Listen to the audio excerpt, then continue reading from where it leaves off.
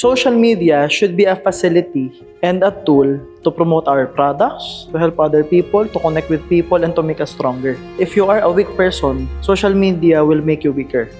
Social media will magnify who you are, right? Especially because of the algorithms right now. For example, if you are horny, social media and the internet will make you more of that. Diba? May mga apps, websites that you can access. Meron ding babayad ka sa isang babae para ipakita niya sa'yo lahat. May nagbebenta ng mga information and katawan and shows like that.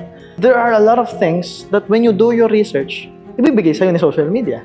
On the other hand, if you are a strong man, a strong person, and you have control with your choices in life, eventually, alam mo yung ikiklik mo sa social media. Alam mo yung isa-search mo sa social media.